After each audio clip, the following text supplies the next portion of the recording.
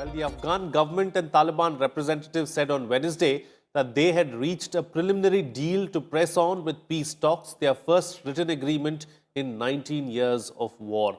The agreement comes months after the landmark intra-Afghan peace talks began in Doha. It lays out the way forward for further discussions and will allow negotiators to move on to more substantive issues. Although peace talks ostensibly began on September 12th in Qatar, the negotiations quickly bogged down in procedural matters like which form of Islamic law should govern disputes between negotiators. It was unclear when a comprehensive ceasefire would go into effect. The Afghan government has demanded that the Taliban immediately halt its attacks, but the insurgents insist that they will lay down their arms only after a peace deal is concluded. Since the two sides first agreed to negotiations, the Taliban have escalated violence across Afghanistan, particularly targeting Afghan security forces. In this edition of India's World, we will analyze the progress of the peace talks and what it means for India. Joining me on the program today are Amar Sinha, former ambassador, Sushant Sareen, foreign affairs analyst, and KP Nair, strategic analyst. Thank you to all my guests for joining me on this edition of India's World. Ambassador, I'd like to begin the program with you first. As far as the Afghan peace process and the Afghan talks are concerned, what kind of progress have we witnessed and what does all of this really mean for India? I'm happy to be back on this program. It's a small step. It's still a significant step forward because, as you know, for the last 2 months, we really had seen no progress. But I would still not call it beginning of the peace negotiations because this is really laying down the rules and procedures for the negotiations. The agenda has yet to be decided, and that will be decided soon. There are differences in the priorities on what each side wants on the agenda. Afghan government, the international community, including India, has said that there should be a comprehensive and sort of permanent ceasefire immediately. This was also reiterated at the donors conference, which happened last week.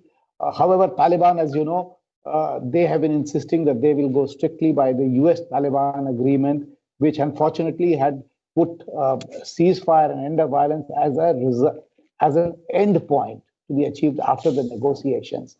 But given the fact that the first agreement, as you mentioned, the first written agreement between the two sides, we still feel that it's a major development. It's a green shoots, and hopefully it leads to actual peace in Afghanistan. Absolutely. Sushant Sareen, let me bring you in here. So what's at stake for India in Afghanistan? Well, I think the situation is pretty much what it was before this particular deal was signed. I don't think this peace agreement or quasi peace agreement or agreement on procedures on how to proceed for the talks. I don't think it really changes anything on the ground. On the ground, the violence continues the way it was continuing. I don't see any real desire among the Taliban to compromise on certain basic issues which will propel and which will actually make this a genuine peace process. I don't see any of that happening. So in a sense, the dilemmas which we faced before this particular deal was signed are the same as we face after this deal has been signed. Number one. Number two, Frank, call me a cynic, call me what you will. But, I have never seen peace talks ever bring peace. I've only seen war bring peace. Successful waging of war brings peace and makes people, the other side, amenable to peace.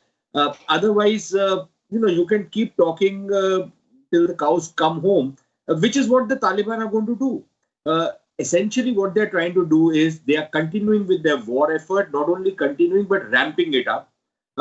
And you see the international support, or at least the Western support to the Afghan government gradually, coming down.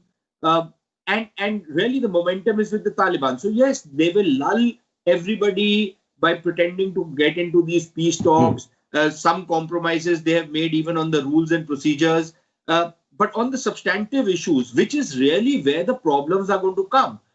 If it took you 2 months to simply decide how you're going to address each other and all the other stuff which has been decided, these rules and procedures, can you imagine how difficult it will be to get into the substantial parts of the dialogue on how to actually move forward and actually bring in peace in Afghanistan. I think it's a bit of a mug's game, but yes, if the charade continues and it keeps people happy, perhaps we will see that happen for the next few months.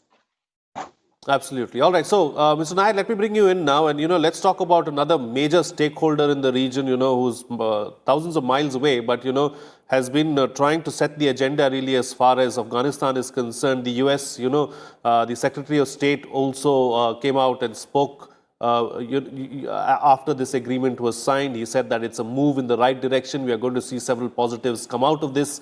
So, where does the US stand really as far as Afghanistan is concerned? And is the change of guard in the United States or in Washington, D.C. going to change anything on the ground in Afghanistan? You see, until the November elections, President Donald Trump's interest was in drawing down American presence in Afghanistan. He made a commitment during the 2016 election campaign to end wars. And he wanted to fulfill as much of those commitments as possible. But once the elections were over, and of course he doesn't concede defeat, but we can see what the outcome has been.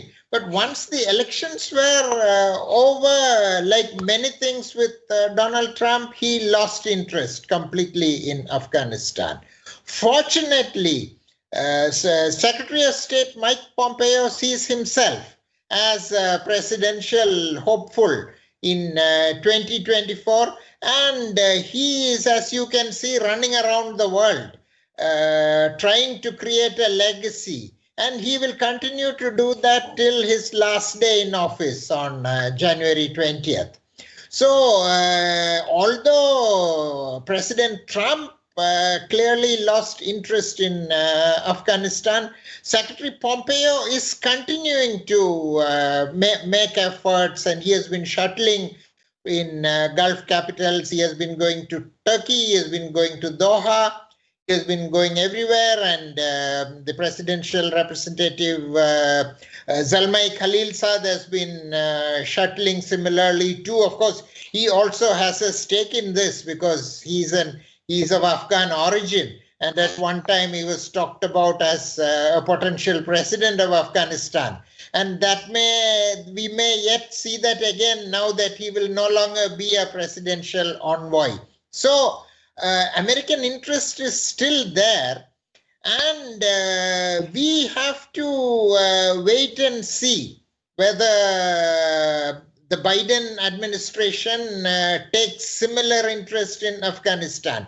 It is my assessment that for Joe Biden, Afghanistan is not going to be an immediate priority because other things have come up. For example, Iran, the murder, the assassination of the nuclear scientist has pushed Iran forward to a point where it deserves the incoming president's immediate attention in the first month itself, and then what Israel will continue to do with with Iran may even push Biden to do more. So I would imagine that unless something terrible happens in Afghanistan, God forbid, nothing happens. For the time being, Afghanistan will remain in the relative back burner as far as the Biden administration is concerned. But I think President Biden has dealt with Afghanistan before. He has been there several times. Amar Sinha would know when he was in the Senate Foreign Relations Committee. He went there frequently. He went there whenever possible.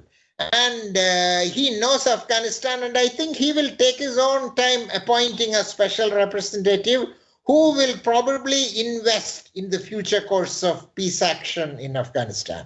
Absolutely. All right. So, Ambassador, since we are here, then your thoughts firstly on the United States and the new administration's interest in Afghanistan, and secondly, of course, where do the other stakeholders really stand as far as Afghanistan is concerned? There are quite a few, actually.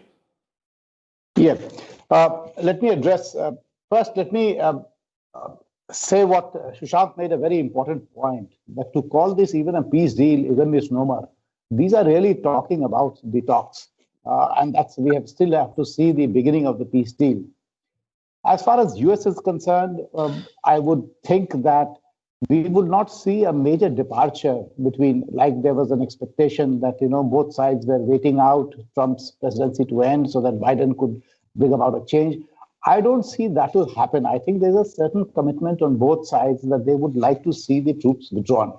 Now, of course, the agreement provided them till May, but President Trump has sort of reduced that timeline. He has said before he finishes on 20th of January, he would like to bring down the troops substantially. One major difficulty that I see with the change in administration is if Mr. Zalmay Khalilzad ceases to be the special representative immediately. Because over the 18 months that he negotiated, of course, there were parts based on certain secret understandings, there were annexures, also interpretations of each word, because Taliban is very good at changing its position very quickly. And they would tell the new administration if a new representative was to come on the scene that this is what was promised before. And that is why Taliban is also very keen, and they have been appealed to Biden presidency that they hope that the Biden presidency will stick to the terms agreed to by the US. So I think the best outcome we could think is if Mr. Zalmay Khalilzad stays on for 6 months till the actual intra-Afghan dialogue begins. Otherwise, I feel that there will be a hiatus. In terms of the other stakeholders, one important development, and I think a very important development, was the statement made by the German foreign minister as well as the NATO Secretary General, who have both, and I think that they have not really agreed with the American position of immediate withdrawal. Both have talked about conditions-based further withdrawal. In fact, NATO has also said that we have under the agreement till end of May, so a final call on NATO troops withdrawal will not be taken till February, by which we will know what is happening. The donors have come out and put conditionalities in terms of the commitments that given that disbursements will also depend on peace talks. Of course, it cuts both ways because it gives Taliban a veto on what Afghanistan gets. But I guess it was intended more as an incentive. So you can see that NATO and Europe are sort of coming out of the shadows of the American policy. Ultimately, ISAF was not only American troops, but many others. So the Turkish, the Germans, and I think the French, who are present in Kabul, Herat, and Mazar, have said that their training and assistance programs will continue. And they have also said that America has said that despite its reduced troop numbers, it will continue to provide them essential support in air support, in intelligence, and in medical support. So we see that there is a certain nuanced change happening, and NATO is very concerned that Taliban is not keeping its end of the deal, which, of course, to expect that they would keep their end of the deal itself was naive. But the world at least is now realizing that what Taliban has promised, it may or may not deliver at all. Absolutely. All right. So we've heard, as far as what the West thinks about Afghanistan, we've heard the views from the panelists. So Sushant, Sareen, let's take the discussion forward and talk about, what's at stake really for China and what's China's position and stand as far as Afghanistan is concerned. And should that worry us or concern us at some level? Look, let me just first answer the China part, and then I'll just come in on something which my other colleagues have said. See, the China game is very simple. They are playing this game on the shoulders of Pakistan, and they are being led by the nose by the Pakistanis on Afghanistan. And I think they have given the primacy of place to Pakistan with some minor changes here and there. Their interest is basically on, in the first instance, making sure that the flames of Islamic terrorism do not reach China from Afghanistan. That is the first. There are no sanctuaries out there, all of that. And secondly, to the extent possible, that connectivity routes through Afghanistan open up, which will make the China-Pakistan economic corridor somewhat more viable, if at all. I don't think there is any viability which is going to come through Afghanistan, but maybe the Central Asian route will open up and some trade and transit will come through that. So I think that is what the Chinese game plan is. But, I think we need to be more realistic on what is happening in Afghanistan and what the Western position is. Number one, Mr. Nair is right when he says that Joe Biden knows Afghanistan. But I actually sometimes ask myself, does any American actually know Afghanistan? They might have stayed in Afghanistan for the last 20 years. But if they'd actually known what Afghanistan is, how to handle Afghanistan, in the sense that it's okay to talk about a conditions-based withdrawal if you are going to do anything to change the way the conditions are developing. I don't see what they are doing to actually change, the deteriorating conditions and make the conditions conducive to something which they can take back with them. So effectively, what they are doing is making their own state unsustainable by not doing anything to change the conditions which are being imposed by the Taliban on Afghanistan. Frank, again, even I'm getting on in years, but let me make one thing very clear. What is worse than a young man in a hurry and with overweening ambition is an old man in a hurry with overweening ambition, which is what Ambassador Khalilzad is. So I would be extremely careful about what Ambassador Khalilzad is trying to do in Afghanistan, because frankly speaking, all that he has done so far has not really helped matters. It might have, set the stage for some kind of talks, but it hasn't really changed anything on the ground. And the situation on the ground continues to deteriorate as we speak, which means that this whole business of conditions-based withdrawal, what good is going to happen if these people stay on for another 6 months or 1 year or 2 years? Because they're not doing anything to turn the tide of the war. So At the end of the day, the writing on the wall is writ large, and we need to do something to make sure that when the inevitable happens, what our fallback positions are going to be. Absolutely. And since we are here, then, Mr. Nair, let me take that particular aspect forward with you. What should our options be as far as Afghanistan is concerned? How do we safeguard our own interests? Before I go into the crux of your question, since this is, from Diwali to New Year is a festive season. It's a season of celebrations. So I don't want to share the pessimism, the deep pessimism that I hear from Sushant Sareen. Let us try to be optimistic, howsoever fanciful it may be. And, we must understand that, Afghanistan, 40 years, since the 70s, it has been racked by violence. So little good news comes out of Afghanistan. I mean, constant turmoil, killing, bloodshed. So even a little agreement, I agree that so far between September and now in Doha, the talks have been about talks.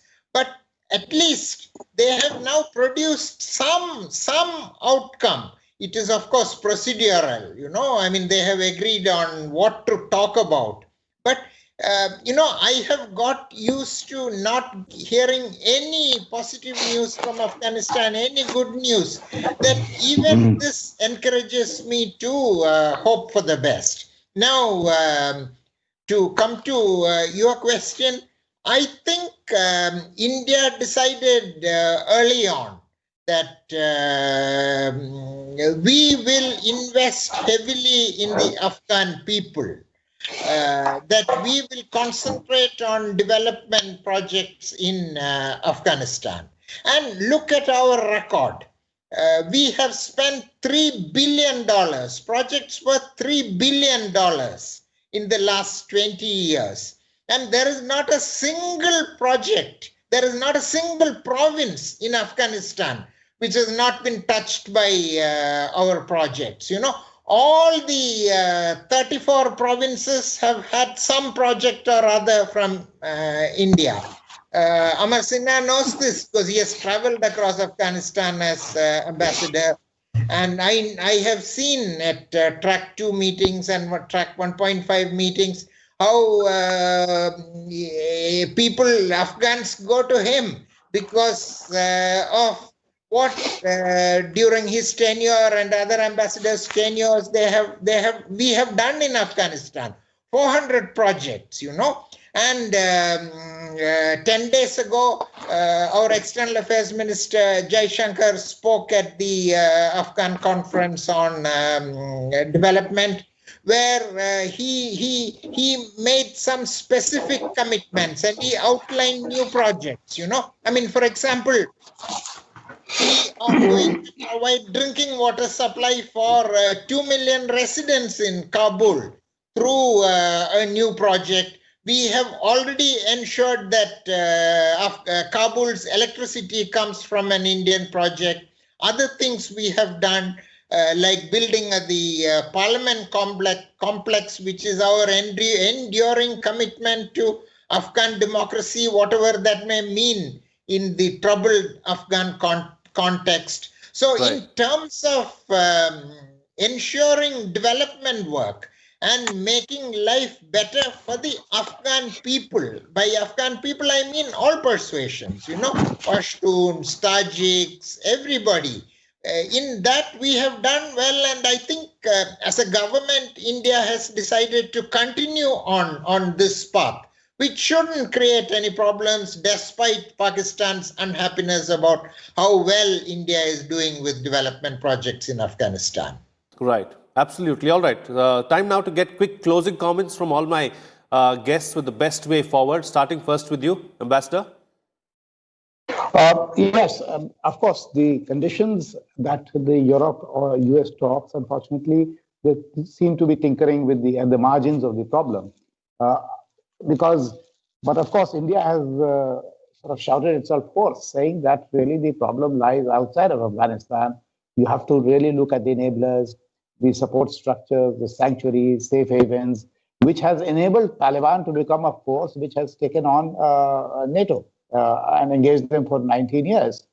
That being said, ultimately, if there is any indication of reduction in violence, that will be seen as a positive step and an intention of Taliban to engage in peace talks, which unfortunately there are no signs, but hopefully there is.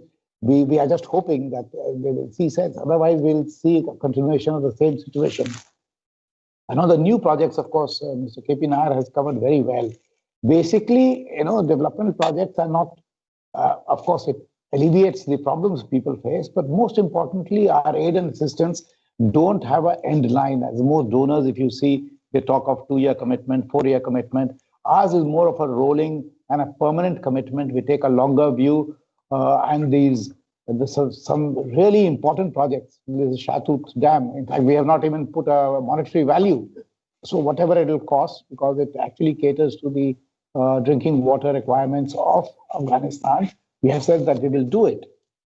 But basic focus of our development has been to enable Afghans to do things themselves, capacity building of the state, of the people. Ultimately, that is what a nation, the way we feel it should govern itself, will require. And that is what we are focused on. Absolutely. All right. Sushant Sareen. Try as I might, it's difficult to shake off my pessimism because of the reality on the ground, which is staring us in the face. Now, we can close our eyes and imagine the reality to be something different. And frankly, Frank, I don't think anyone would be happier than me to be proven wrong and to think that, yes, the Taliban will agree to accommodate the Afghan government, will agree to live in peace with the others, will ultimately strike a peace deal. I would be happiest to be proven wrong. But unfortunately, knowing something about the Taliban, I don't see that happen. So either it will be the Taliban with their medievalism and their barbarism who will come to rule in Afghanistan, and all this talk that no, the others are not going to give up, there's going to be a fight back. There might be a fight back, which again means a civil war.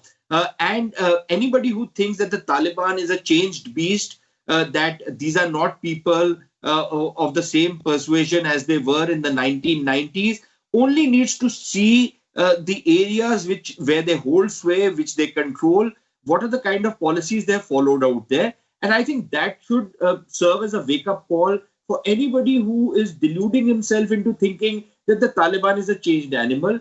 And considering that you are not fighting the right war, you are not fighting the right enemy. The right enemy is across the Durand line in Pakistan. But nobody wants to do that. So I think we are staring at facts, in the face, and we are closing our eyes, hoping that this storm will pass us by. It's not going to happen. Sure. Okay. And Mr. Nair, close the show for us with your concluding remarks.